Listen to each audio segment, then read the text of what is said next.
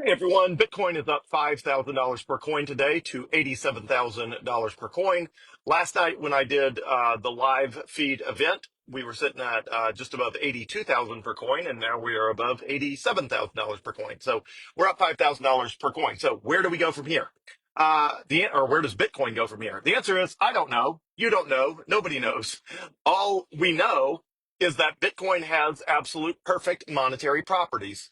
It is more divisible, more durable, more portable, more authenticatable, more verifiable, and more scarce than anything else in the universe. That is what we know. What we also know is that humans need money. We need to use some type of money to transact, to store our time and energy for the future when we may need it for something, to store up our labor that we've expended so that we can buy something later to feed ourselves or our families or whatever it is. So humans need money. Bitcoin is superior money. The vast majority of humans own zero Bitcoin, and the vast majority of humans who have any Bitcoin have a very tiny amount. So what we know for sure is over time, a lot more people will adopt Bitcoin and that they will adopt Bitcoin in much larger increments as a percentage of their net worth than they do today. Okay. So when the price goes up from 82,000 to 87,000, what do we know took place today? Well, what we know for absolute certainty is that the marketplace ran out of people that were willing to sell their Bitcoin at $82,000 per coin.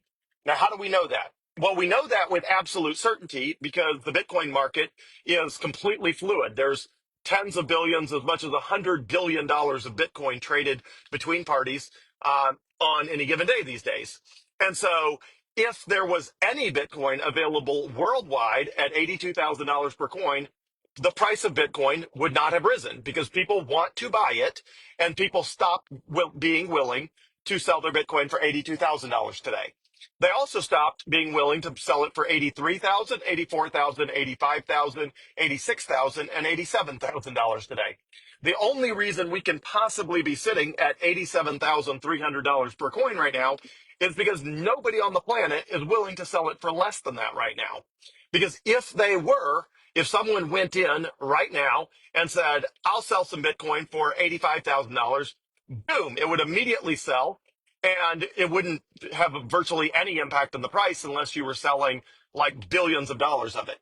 So anytime the price rises or falls, you know that you ran out of people either willing to buy at a certain level or willing to sell at a certain level.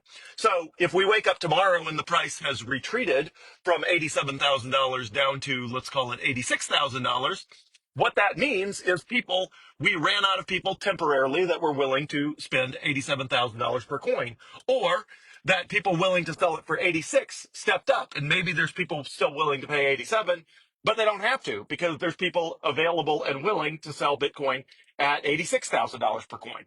So that is a completely fluid, completely liquid, almost completely perfectly liquid market worldwide. It is the only asset in the world that you can buy and sell in any country, in any currency, anywhere in the world. The rich, the poor, the middle class, everybody can buy or sell one penny, $1, or whatever they can afford of Bitcoin at any time, day or night, 24/7. One second. So, what does the rest of this year hold for Bitcoin? The answer is I don't know. You don't know. Nobody knows. I just listened. One of my favorite podcasts is Jack Mallers, Mallers, Jack Mallers, or Mallers, I guess, depending on how you say it. Um, Jack Mallers, I guess it's an A, so Mallers. Jack Mallers, his Money Matters podcast, he's the CEO of Strike, Strike. And I always listen to his podcast episodes within 24 hours of when they come out. He records them Monday evenings, and so I usually listen to them either that evening or the next morning.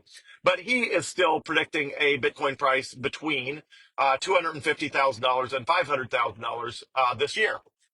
He constantly says that markets like we have right now will scare you out or wear you out. I think that's his terminology. Scare you out, wear you out. And that's what this market does. It goes up and down and up and down and up and down. Scares you out or wears you out. And then finally, when everybody's been scared out and weared out or worn out, then the price starts going up. So he says this market reminds him a lot of 2017.